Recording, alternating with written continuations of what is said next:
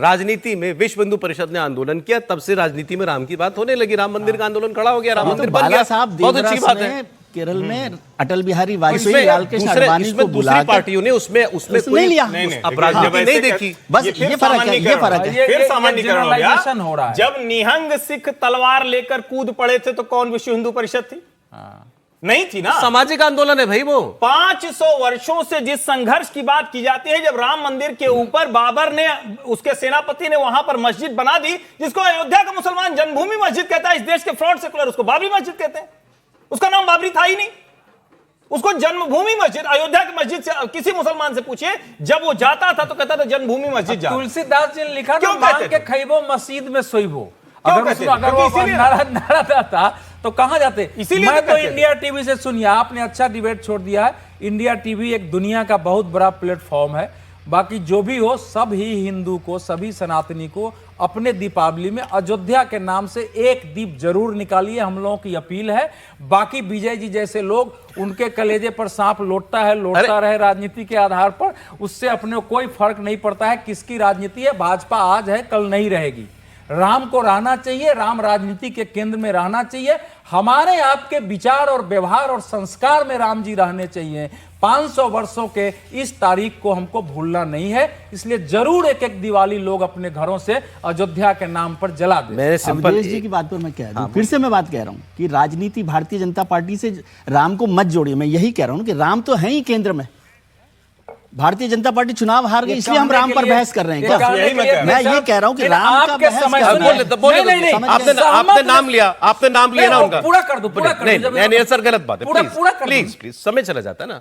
अभी मैं तो ये बार बार बात ये कह रहा हूं कि राम तो है, हिंदुस्तान के केंद्र में है, जनमानस के केंद्र में है। वो भारतीय जनता पार्टी को वोट नहीं देता, इसका मतलब ये नहीं है कि वो राम उसका केंद्र नहीं है। राम तो उसके मानस में है ही ना। और अब इतनी बहस हो रही है, तुलसी को तो सुना ही होगा ना, राम वही सोई राम रचि राखा काका उतर नहीं, लेकिन उसके आगे तो अब छोड़िए, अब मार देते भाई। तुलसी जी ने कह दिया कि होई है वो है जो राम रचि राखा को करी तर्क बढ़ावई शाखा। तो कहां है आज? देखिए ना, आज देश में राम की ही राजनीति तो हो रही है ना। और मैं फिर कह रहा हूं, राम राजनीति केंद्र में थे, हैं, रहेंगे, लेकिन कई बार ऐसी विघ्न संतोषी, आसुरी, दुष्ट शक्तियां प्रभावी होती हैं। ये कालखंड में होता रहता है। उस रूप में अभी राम, देखिए उस रूप में राम अभी राजनीति जो भारतीय जनता पार्टी को वोट नहीं देगा, मैं नहीं मानता हूं फैजाबाद हार गए तो राम राजनीतिक केंद्र से। मैं मानता हूं बिल्कुल है, भारतीय जनता पार्टी को राजनीतिक तौर पर करना पड़ेगा ना। आप प्रत्याशी देखिए, आप सारी चीजें होंगी। ये थोड़ी ना होगी कि राम की राजनीति हो तो सब छूट जाएगा। राम जी के नाम पर वोट नहीं मिला है, बात गलत है।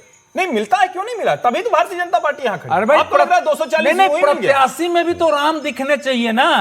भाजपा की नीति में भी तो राम दिखने चाहिए ना, राम केवल नहीं है।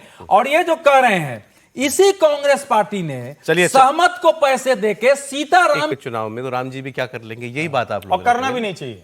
मैं तो कह रहा हूं तब कैसे आदमी उतारे गए महाराष्ट्र में, कैसे आदमी उतारे गए?